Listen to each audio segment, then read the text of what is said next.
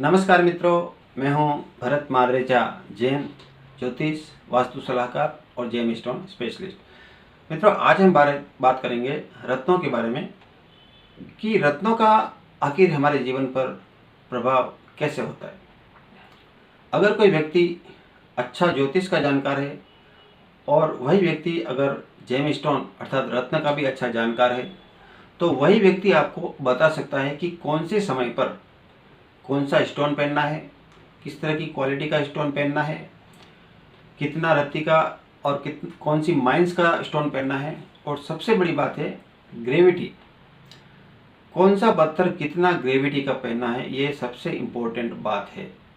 अगर आप कितना भी महंगा रत्न ले लो, लेकिन उसका अगर ग्रेविटी प्रॉपर नहीं है तो वो इफेक्ट आपको प्रॉपर देगा ही नहीं। तो ग्रेविटी बहुत इम्पोर्टेंट चीज़ है। ग्रहों का प्रभाव हमारे ऊपर होता है, ये हम रात दिन देखते हैं। सूर्य को ले लीजिए, जब सनराइज होता है तो सारी दुनिया में प्रकाश फैल जाता है, जब सनसेट होता है तब अंधकार छा जाता है। तो सूर्य का जो प्रभाव होता है हमारे ऊपर, वो हम देखते हैं और अनुभव करते हैं। उसी प्रकार रात को चंद्रमा का भी प्रकाश होता है, हल्की धीमी रोशनी हम देखते हैं। हम उसका जो रोशनी है उसको भी हम अनुभव में लाते हैं, उसकी भी अनुभूति हमें होती है। इसी प्रकार से जो अन्य ग्रह वो भी किसी न किसी रूप में हमारे जीवन पर प्रभाव डालते हैं। टोटल 9 ग्रह होते हैं: सूर्य, चंद्र, मंगल, राहु, गुरु, शनि, बुध, केतु और शुक्र। तो ये टोटल 9 ग्रह होते हैं। इन 9 ग्रहों में से राहु और केतु 2 ऐसे छाया ग्रह हैं जिनका अपना कोई फिजिकल अस्तित्व नहीं होता, लेकिन उसके बावजूद हर इंसान की जिंदगी में ये बहुत बड़ा प्रभाव अच्छे या बुरे रूप में डालता है। जब सृष्टि का ब्रह्मा जी निर्माण कर रहे थे, सृष्टि की रचना कर रहे थे, तब ये देवताओं ने प्रश्न उनसे पूछा था कि लोग उनके वर्तमान और भविष्य के बारे में कैसे जानेंगे। तब ब्रह्मा जी ने कहा था कि लोग एस्ट्रोलॉजी के माध्यम से, यानी ज्योतिष शास्त्र के माध्यम से पास्ट, प्रेजेंट और फ्यूचर के बारे में जान सकते हैं। तो उस समय से ही ज्योतिष शास्त्र का निर्माण हुआ और उसका उपयोग उस समय से ही होता आया है।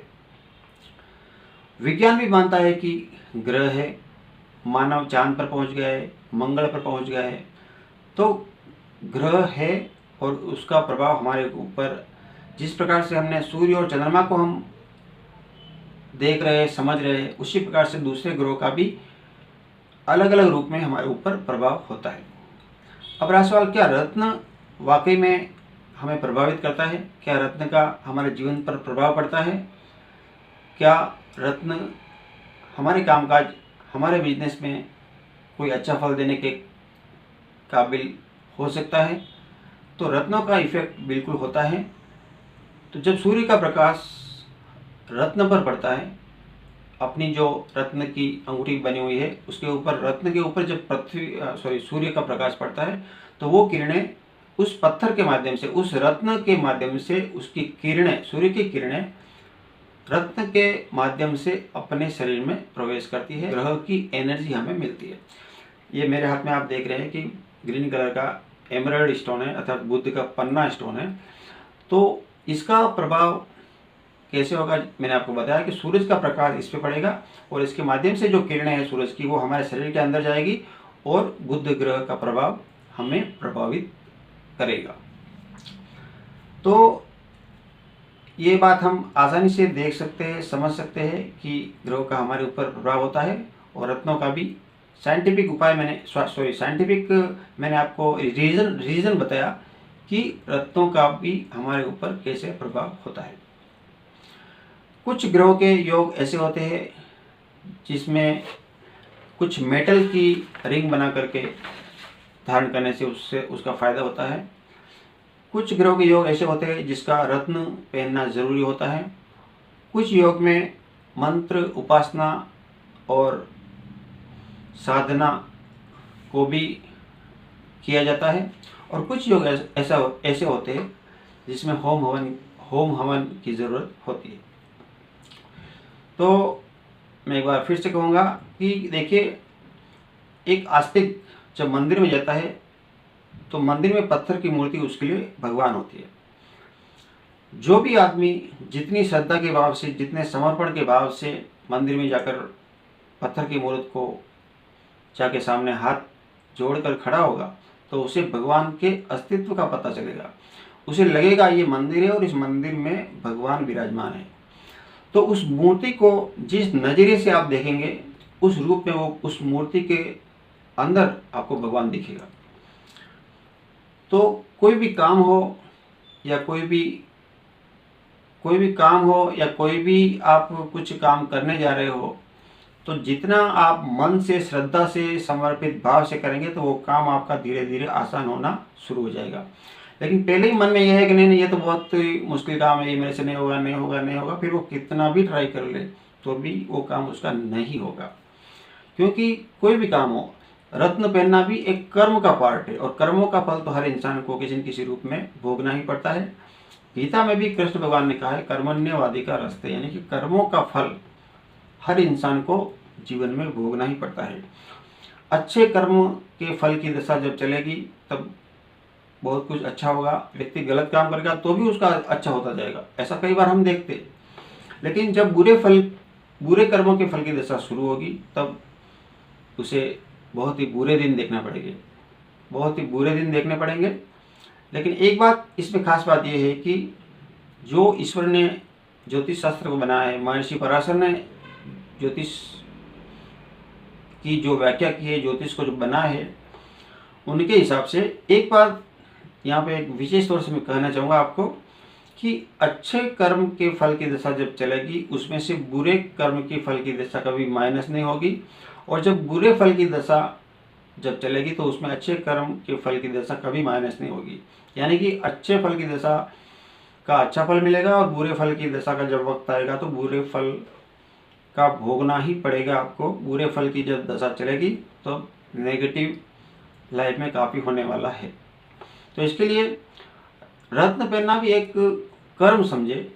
तो उस रत्न को पहनने के बाद में साथ में कुछ मंत्र उपासना श्रद्धा से की जाए तो ज़रूर रत्न का हमारे जीवन पर, हमारे दैनिक जीवन में, हमारे कामकाज में, हमारे जॉब में, हमारे बिजनेस में उसको ज़रूर कहीं न कहीं इफ़ेक्ट होता है। फिर से रिपीट करता हूँ कि कोई भी काम जितना श्रद्धा और समर्पित भाव से किया जाएगा तो व्यक्ति की कोई भी मेहनत और मन्नत कभी वेस्ट नहीं जाएगी।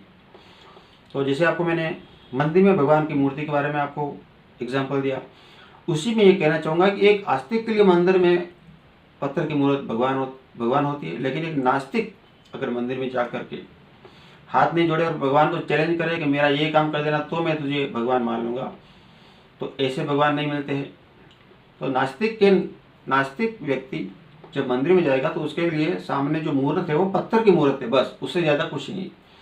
तो यहाँ पर यही बात मैं रिपीट करना चाहता हूँ कि कोई भी काम हो, चाहे रत्न पहनने की बात हो, चाहे आप ज़िंदगी में कोई भी काम कर रहे हैं, कोई भी जॉब कर रहे हैं, कोई भी बिजनेस कर रहे हैं, जितना श्रद्धा से और समर्पित भाव से काम करेंगे आपको फल ज़रूर मिलेगा।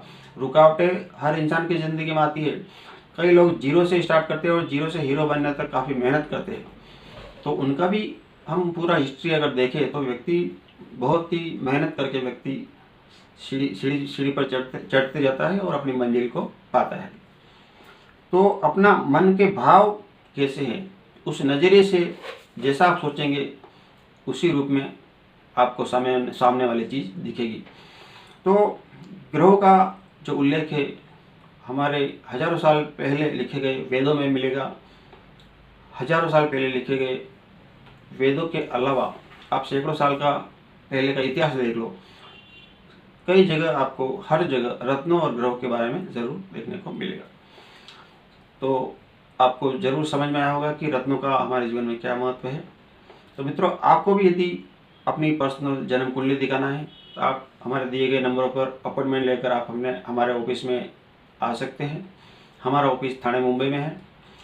आप यदि दूर किसी सिटी में रहते हैं या भारत में कहीं भी रहते हैं या आप फॉरेन में कोई सा भी कंट्री में कोई सी भी सिटी में रहते हैं तो हम फ़ोन पर भी कंसल्टेशन की सुविधा देते हैं। तो आप उसका भी लाभ ले सकते हैं। हमारी नॉर्मल फ़ी बहुत ही कम है जो हर कोई पे कर सकता है। 1100 रुपया सिर्फ हमारी फ़ी है, जो आप गूगल पे से कर सकते हो, पेटीएम से करते हो या IMPS से कर सकते हो। आपको यदि प्रॉपर उत्तम क्वालिटी के जेम स्टोन प्रॉपर ग्रेविटी के आपको यदि घर बैठे मंगाना है तो भी आप हमसे संपर्क कर सकते हैं। आप चाहे इंडिया में हैं चाहे आप फॉरेन में हैं, आपको आपके एड्रेस पर प्रॉपर चीज़ पहुंच जाएगी। आपको भी यदि अपने मकान, दुकान, फैक्ट्री, बंगलो इत्यादि का वास्तु चेक करवाना है तो वास्तु विजिट करवाने के लिए भी आप हमसे संपर्क कर सकते हैं। तो मित्रों, आज का वीडियो यदि आपको पसंद आया हो तो उसे आप ज़रूर लाइक करें, शेयर करें, सब्सक्राइब करें और साथ ही बेल आइकन ज़रूर पुश करें, ताकि जब भी हमारा नया वीडियो अपलोड होगा आप उसे सबसे पहले देख पाएंगे। तो मित्रों, आज के लिए बस इतना ही। धन्यवाद।